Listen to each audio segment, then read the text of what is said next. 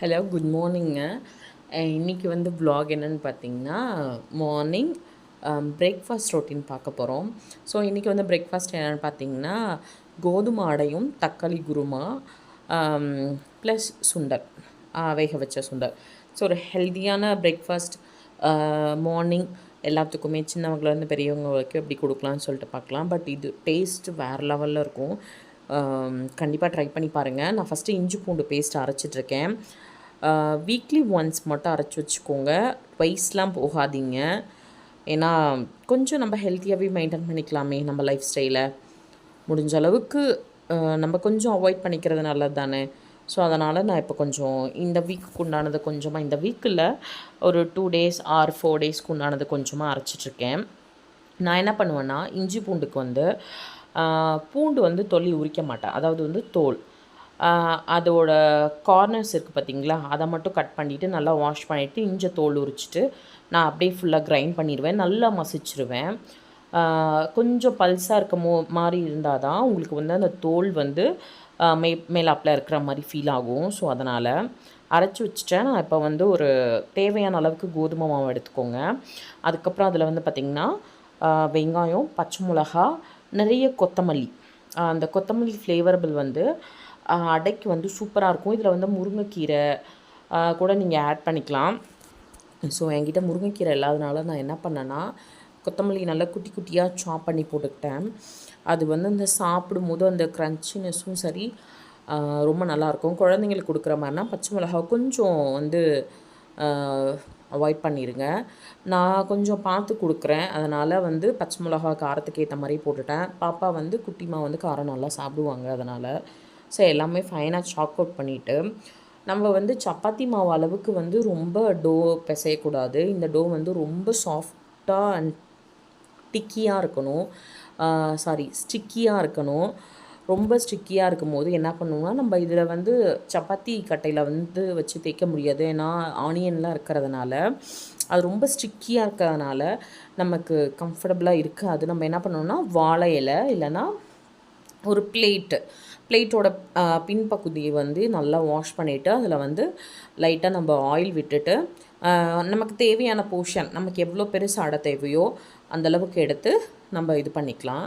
So அந்த ப்ராசஸ்லாம் பின்னாடி உங்களுக்கு வந்துகிட்டே இருக்குது. நான் அதை ஃபஸ்ட்லேயே சொல்லி முடிச்சிட்டேன். கோதுமை மாவு, வெங்காயம், பச்சை மிளகா, நீங்கள் சீரகம் கூட ஆட் பண்ணிக்கலாம். அதுக்கப்புறம் கொத்தமல்லி ஒரு கைப்பிடி அளவுக்கு ஃபுல்லாக கொத்தமல்லி.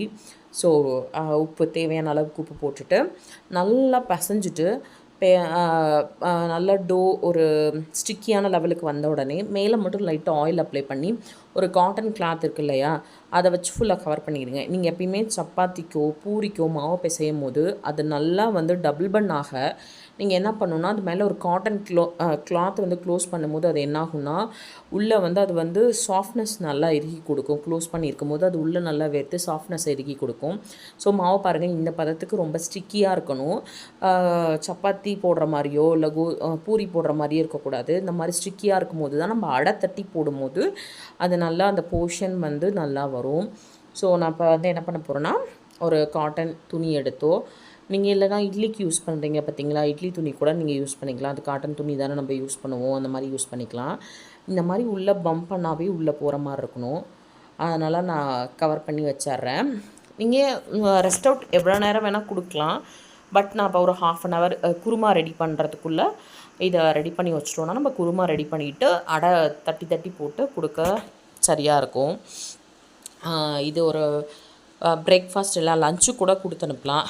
லஞ்சுக்கு வந்து கொஞ்சம் ஹாட் கேரியராக இருந்தால் நல்லாயிருக்கும். ஏன்னா சூடாக சாப்பிடும்போது தான் அடை நல்லாயிருக்கும்.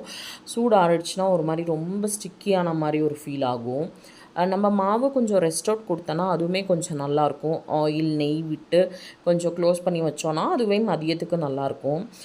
தக்காளி குருமா வந்து இந்த மாதிரி ட்ரை பண்ணி பாருங்கள், கண்டிப்பாக சூப்பராக இருக்கும். ஃபஸ்ட்டு வந்து தேங்காய், நீங்கள் எவ்வளோ செய்கிறீங்களோ அந்தளவுக்கு தேங்காய் எடுத்துக்கோங்க. கூட சோம்பு, கொஞ்சம் பொட்டுக்கடலை, அப்புறம் மிளகு இருக்குது பார்த்தீங்களா, கருப்பு மிளகு தான் இதில் வந்து முக்கியமான இன்க்ரீடியண்ட். அது வந்து அந்த தேங்காய் பொட்டுக்கலையோடைய ஸ்மெல்லை இது பண்ணி ஒரு மாதிரி நல்லா இது பண்ணி கொடுக்கும். மிளகு வந்து ஒரு நான் 5-6 மிளகு போட்டுக்கிட்டேன் அதில். போட்டுட்டு இதில் வந்து ஆப்ஷனல் வந்து நீங்கள் கசகசா முந்திரி கூட சேர்த்துக்கலாம். ஸோ ரொம்ப குவிக்காக நம்ம வீட்டில் இருக்கிறத வச்சு பண்ணுறோன்னா நம்ம இந்த மாதிரி பண்ணிக்கலாம். இந்த மாதிரி பண்ணும்போது இன்னுமே நல்லாயிருக்கும். நீங்கள் முந்திரி கசகசா போடும்போது அது கூட கொஞ்சம் புதினாவும் ஆட் பண்ணிக்கிட்டிங்கன்னா அந்த ஃப்ளேவர் இன்னும் ஹோட்டல் ஸ்டைலில் இதுவுமே நல்லாயிருக்கும். இதை விட இன்னும் கொஞ்சம் டேஸ்ட் வந்து என்ஹான்ஸ் பண்ணி தரும். ஸோ நீங்கள் அந்த மாதிரி கூட ஒரு 4 பல்லு முந்திரி இருந்தால் போதும். அதுக்கப்புறம் கொஞ்சம் கசகசா 1 டீஸ்பூன் அளவுக்கு கசகசா இருந்தால் போதும். இது நல்லா கோஸாக அரைச்சி நம்ம எடுத்துக்கலாம். ஏன்னா இதை நம்ம கொதிக்க விட போகிறோம். அதனால் நல்லா மைய அரைச்சி எடுத்துக்கலாம். அதனால் வேணுங்கிற தண்ணி விட்டு நம்ம நல்லா கோஸாக அரைச்சி எடுத்துக்கலாம். ஸோ இது வந்து ஒரு சப்பாத்திக்கு, பூரிக்கு, தோசை, இட்லி எல்லாத்துக்குமே சூப்பராக இருக்கும். கடாய் விட்டு ஆயில் விட்டுட்டு நான் என்ன பண்ணுறேன்னா சோம்பு, சீரகம், கடுகு எல்லாமே தாளிச்சுக்கிட்டேன். ஸோ இதெல்லாம் வாசனையாக இருக்கும் நீங்கள் தாளிக்கும் போது. நீங்கள் எப்பயுமே குக்கிங்கில் பண்ணும்போது தாளிக்கும் போது சீரகம் 1 டீஸ்பூன் ஆட் பண்ணி பாருங்களேன். சாரி 1 டீஸ்பூனுங்கிற 1/2 டீஸ்பூன் வந்து ஆட் பண்ணி பாருங்களேன். அந்த வாசனை வந்து ரொம்பவே நல்லாயிருக்கும். நீங்கள் கண்டிப்பாக ட்ரை பண்ணி பாருங்கள். நல்லா பொரிஞ்சிருச்சு. இப்போ வந்து நான் வந்து என்ன பண்ணுறேன்னா வெங்காயமும் பச்சை மிளகா வந்து அப்படியே முழுசாக வச்சுருக்கேன். ஸோ அதை வந்து அப்படியே போட்டுடலாம். அந்த வாசனைக்கும் அந்த ஃப்ளேவருக்கும் நல்லாயிருக்கும். அப்படியே போட்டேன். ஸோ நல்லா வந்து மிக்ஸ் அவுட் பண்ணிவிட்டு நம்ம இஞ்சி பூண்டு பேஸ்ட்டை ஆட் பண்ணிக்கலாம். ஆட் பண்ணி அதோட பச்சை வாசனை ஒரு 2 மினிட்ஸ் இல்லைனா 130 மினிட்ஸ் 1.5 மினிட்ஸ் கழித்து நம்ம என்ன பண்ணுவோன்னா நல்லா சாட்டே பண்ணிவிட்டு நம்ம அரைச்சி வச்சுருக்கோம் இல்லைங்களா, நான் ஃபாஸ்ட் மோடில் போட்டுட்டேன். ஸோ அரைச்சி வச்சுருக்கோம் இல்லையா, அதை நல்லா போட்டு மிக்ஸ் பண்ணி நம்ம ஊற்றிடலாம். ஊற்றுனதுக்கப்புறம் நம்ம உப்பு காரத்துக்கு வந்து நீங்கள் விஷ் உங்களுக்கு என்னென்ன மசாலாலாம் போடணுன்னு ஆசையாக இருக்கோ அதுக்குன்னு எல்லா மசாலாவும் போட்டுறக்கூடாது. நான் போட்டிருக்கிறது வந்து வீட்டு குழம்பு மிளகாத்தூள், மஞ்சத்தூள், கறி மசால் தூள், மட்டன் மசாலா இதை போட்டிருக்கேன். ஸோ அந்த வாசனை அந்த ஃப்ளேவருக்கு நல்லாயிருக்கும்னு சொல்லிட்டு போட்டிருக்கேன். கலர் வந்து பார்த்திங்கன்னா டோட்டலாக சேஞ்ச் ஆகிடுச்சு. ஏடா தக்காளி குருமான்னு சொன்னேன், தக்காளி போடாமல் குருமா பண்ணுறாங்களேன்னு நினைக்காதீங்க. இதெல்லாம் கொதித்து முடித்த உடனே ஒரு ஹாஃப் தக்காளி மட்டும் எடுத்து கடைசியில் போட்டுருங்க. போட்டுட்டு அதை நல்லா கொதிக்கிற அளவு வைங்க. சூப்பராக இருக்குங்க. கண்டிப்பாக ட்ரை பண்ணி பாருங்கள். இந்த தக்காளி குருமா சான்ஸே இல்லை, ரொம்ப நல்லாயிருக்கும்.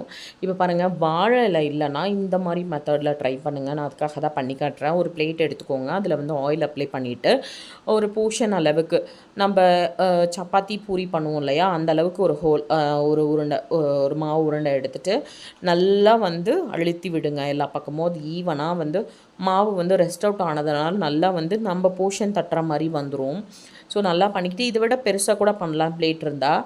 இந்த அளவு வந்து எனக்கு போதுமான அளவாக இருந்தது. உங்களுக்கு எந்த அளவு கம்ஃபர்டபுளாக இருக்கோ அந்த மாதிரி பண்ணிக்கலாம். அந்த மாதிரி நல்லா ப்ரெஸ் பண்ணி கொடுத்துட்டு தோசைக்கல் அடுப்பில் வச்சுருங்க. வச்சுட்டு அதில் போட்டு கொஞ்சம் ஓரளவுக்கு மினிமலைஸில் ஃப்ளேம் வச்சுக்கோங்க. வச்சுட்டு ரொம்ப அதிகம் வச்சிங்கன்னா உள்ளே குக் ஆகாது, வெளியே மட்டும் நல்லா ப்ரௌன் அவுட் ஆகிடும். அதனால் ஒரு மினிமலைஸான லெவலில் ஃப்ளேமை வச்சுட்டு நீங்கள் வந்து என்ன பண்ணுறீங்கன்னா அடையை போட்டு எடுங்க. இப்போ பாருங்கள் பர்ஃபெக்டாக வந்துருச்சு. ஸோ இந்த மாதிரி போட்டு நீங்கள் எடுக்கும்போது ரொம்பவே நல்லாயிருக்கும். அண்டு மோரோவர் இது ஹெல்த்தியும் கூட. நம்ம வீட்டில் பண்ணியிருக்கோம். வீட்னா கோதுமை மாவில் பண்ணியிருக்கோம். இது கூட வந்து நான் என்ன பண்ணியிருக்கேன்னா நைட்டே கொண்டக்கடலை வந்து ஊற வச்சுட்டேன், கருப்பு கொண்டக்கடலை. ஸோ அதை வந்து வேக வச்சு முன்னாடியே வச்சுட்டேன். ஸோ அது ஒரு பவுல். இது ஒரு அடை வந்து ஒரு 3 அடை குருமா. It's perfect breakfast. இந்த எவ்ரி வீக்கில் ட்வைஸ் இல்லைனா ஒன்ஸ் கூட நீங்கள் இந்த மாதிரி ட்ரை பண்ணலாம். அடைக்கு கடலைக்கறி கூட நீங்கள் ட்ரை பண்ணலாம், யுவர் விஷ். பட் இந்த குருமா ட்ரை பண்ணி பார்க்கும்போது இன்னும் நல்லாயிருக்கும். ஸோ இது குக்கான உடனே இதை திருப்பி போட்டுட்டு நம்ம சர்வ் பண்ணிடலாம். குழந்தைங்களுக்கு சப்பாத்தியை விட இந்த மாதிரி போட்டு கொடுக்கும்போது அந்த வெங்காயத்தில் இருக்க ஃப்ளேவர், பச்சை மிளகா இருக்க காரம், அதுக்கப்புறம் வந்து கொத்தமல்லியில் இருக்க ஃப்ளேவர் அதெல்லாம் உள்ளே போய் அது ஒன்றா சாப்பிடும்போது ரொம்பவே நல்லாயிருக்கும். சின்ன பாப்பா நல்லாவே சாப்பிட்டா, பெரிய பாப்பாவும் ரொம்ப நல்லா சாப்பிட்டாங்க. ஸோ இதை நல்லா திருப்பியும் 1 by 1 இது கொஞ்சம் டிலே ஆகும் தான், பட் ஒர்த்தபுளான பிரேக்ஃபாஸ்ட்டு தான். ஸோ நம்ம கொஞ்சம் நேரம் மெனக்கிட்டு குழந்தைங்களுக்கு ஹெல்த்தியாக செஞ்சு கொடுக்குறதுல தப்பே இல்லை. அதனால் நம்ம இப்போ எதுவுமே ஹெல்தி இல்லைன்னு டிசைட் ஆயாச்சு. ஸோ முடிஞ்ச அளவுக்கு நம்ம வந்து ஓரளவுக்கு வீட்டில் சமைக்கிறது, கொஞ்சம் ஹெல்த்தியாக சமைக்கிறது நம்ம எடுத்துக்கும் போது குழந்தைங்களுக்கும் ரொம்ப நல்லதுன்னு சொல்லுவேன். ஏன்னா இப்போ உள்ள ஜென்ரேஷனில் என்னென்ன டிசீஸ் வருதுன்னு யாராலுமே சொல்ல முடியல. அதனால் முடிஞ்ச அளவுக்கு ஹெல்த்தியாக கொண்டு போகலாமே அப்படின்றதுக்காக தான். ஒன் பை ஒன்னாக போட்டு முடித்த உடனே நம்ம குருமாலே கொத்தமல்லி தூவிட்டு ஆஃப் பண்ணிடலாம். ஸோ இப்போ வந்து பார்த்திங்கன்னா அடை ரெடி. அண்டு சர்வ் பண்ணுற பார்த்துக்கோங்க. 2 அடை, அப்புறம் அந்த ஸ்பூன் அளவுக்கு 2 கரண்டி சுண்டல், அதுக்கப்புறம் குருமா. இந்த பிளேட்டிங்கே ஃபுல்லியாக டெம்டபுளாக இருக்குது, கிரேவிங்காக இருக்குது பார்க்கும்போதே. ஸோ சாப்பிடும்போதும் டேஸ்ட்டு ரொம்பவே நல்லா இருந்துச்சு. டெக்ஸ்சர் பாருங்கள், குருமா டெக்ஸ்சர் ரொம்பவே நல்லா வந்திருக்கு. இதில் நம்ம அரை தக்காளி மட்டும்தான் போட்டிருக்கோம். பட் டேஸ்ட் பண்ணும்போது தக்காளி குருமா மாதிரி ரொம்பவே நல்லாயிருக்கும். கண்டிப்பாக ட்ரை பண்ணி பாருங்கள். And moreover, like and share, subscribe me, support my channel. And thank you so much for your watching in your time. So thank you so much. இதே மாதிரி இன்னொரு வீடியோவில் நான் உங்களை மீட் பண்ணுறேன்.